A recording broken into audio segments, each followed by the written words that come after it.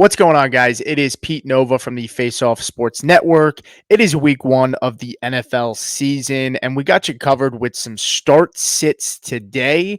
I'm going to go over 3 players to start and 3 players to sit.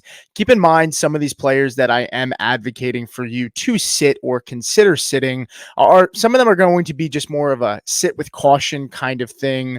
It's not necessarily that these players will put up a 0 for the week, but if you have somebody with more upside in the lineup, it might be worth considering inserting them over said player in the lineup. But let's get into the first player on my list. It's going to be Jaxon Smith-Njigba. Jaxon Smith-Njigba faces off against the Denver Broncos secondary.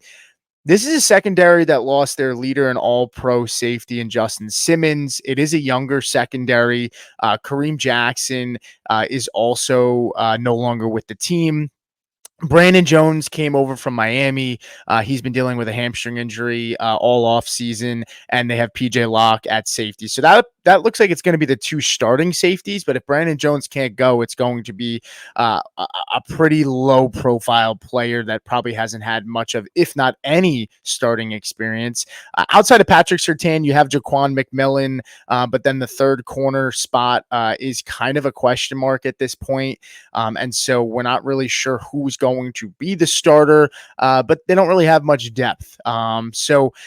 Last time we saw DK Metcalf and Patrick Surtain square off, DK Metcalf had 7 targets and 7 catches, but he only had 36 yards and he had a fantasy output of about 8.6. Patrick Surtain, while he did allow some catches, he didn't allow many explosive plays. I believe he's going to shadow Metcalf again this game, which should open up a lot of opportunity for Jaxon Smith-Njigba. And there's a chance that Tyler Lockett doesn't play. The team believes he will, but if he doesn't, that should also propel JSN into a bigger role. And even if Lockett plays, I still like the start. New OC Ryan Grubb appears to want to push the ball down the field in his offense. It's a lot more vertical, and I think JSN could definitely help them in this regard, especially if DK Metcalf is being shadowed by Patrick Surtain. So I think he's got a really favorable matchup in week 1. Jumping into our second player, it's going to be a sit, and it's going to be Brandon Aiyuk. Brandon Aiyuk, there was a lot of offseason drama. He didn't practice pretty much the whole preseason. Now, this is a guy who, he's been with the team. He knows the system. So I'm not worried that he's not going to be able to, have a good season, and he's going to make a lot of mental errors. But there could be some rust with this offense and with Brandon Aiyuk, who, again, hasn't really had much time to ramp up this season. So I expect him to probably get out the gate a little slower, and he's got some tough matchups. You have Sauce Gardner and you have DJ Reed as the corners on this Jets defense. It does project to be a lower scoring game. It's in the bottom half of the league for projected implied total from Vegas. They actually project him to have 4 catches for about 55 yards. In PPR, that's somewhere around 9 to 10 points. In half PPR, you're looking at somewhere around 6 to 7. And then you're really just hoping for him to score a touchdown. So I think Aiyuk is a guy that I would be avoiding starting if you have somebody better to put in your lineup. My second start is going to be Rashee Rice of the Kansas City Chiefs. He's going to square off against the Baltimore Ravens this Thursday in the season opener. Projects to be a pretty decently high-scoring game.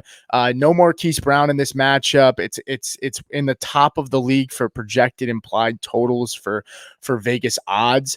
And I think he's going to be a heavy passing game. I think they're going to use Rashee Rice a lot, and I think he's pretty much going to draw most of the targets in the pass game. I know there's some concern with Xavier Worthy, and we'll get into him next because he's going to be my sit, my second sit. But Rashee Rice per fantasy points data draws the seventh best cornerback wide receiver matchup this week. So they project him to have, a pretty favorable advantage there. And so I really like Rashee Rice in this spot. I think he's primed for a solid game, and I think there's going to be some fireworks. I do want to couple that into Xavier Worthy since he is my second sit of the week. And it kind of comes in conjunction with the starting of Rice. People have to keep in mind Andy Reid has generally eased his rookies into the game plan, especially when it comes to rookie wide receivers. From his time with the Eagles and his time, with the Chiefs. Keep in mind, it took Rashee Rice half of the season before we really saw them start to rely on him. I project him to be a boom or bust guy in this game. I think the Kansas City Chiefs are probably going to draw up at least one deep shot, and he may connect with that one deep shot, but I don't think the usage is going to be high in this game. Maybe some end around runs kind of thing, maybe some a reverse or jet sweep, but I don't think Worthy's going to have a lot of volume, and so you're banking on the upside of maybe he has a big catch and scores.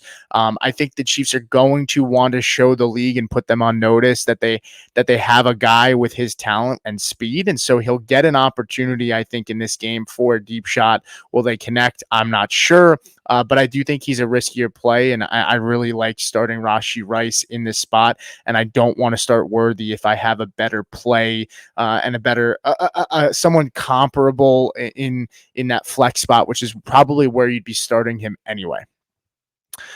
My third and final start of the week is going to be Khalil Shakir. Now, there was a lot of hype with Keon Coleman and Curtis Samuel coming into, the offseason. But Khalil Shakir has been one of my guys this offseason, and I think it's a smash matchup for him. This is a Arizona secondary that's been really bad the last year and projects to be bad this year as well. I do think this is going to be one of, if not the highest scoring games on the week. Two pretty rough defenses in Buffalo, who lost a lot of pieces as well. Fantasy points data gives Shakir the clear advantage in his cornerback matchup. He's going to be covered by Garrett Williams, who was in the slot for 90% of the snaps last season. Khalil Shakir is going to be predominantly in the slot. He was in the top 15 in slot snaps last season. So we can probably pretty much guarantee that this is going to be the matchup that Shakir gets most of, if not the whole game. And last season, Garrett Williams gave up an 85.7 passer rating in his rookie season. Now, he could get better, but he also gave up a 72% completion percentage in the slot as well. I think this is a good matchup for Shakir. I like him as a nice flex play, especially over a guy like Worthy, who we just talked about. If you're talking flex, I think Shakir is a smash spot and a really good value for this upcoming game. And it's all wheels up for me with Khalil Shakir in this game. I think Keon Coleman's probably going to start a little slower. And I think Curtis Samuel, he's dealing with that turf toe. I believe he's going to play, but it could be in a limited capacity. And Shakir has that relationship with Josh Allen. And I think he's going to go to Shakir early and often in conjunction with Dalton Kincaid. The final player is going to be DJ Moore, and he is going to be my third sit of the week. This is tough for me. I am a big DJ Moore fan, but I have to put the bias to the side. It's the first game in a new offensive system for DJ Moore, and he's got a decently tough matchup. This Titans defense got a lot better this offseason.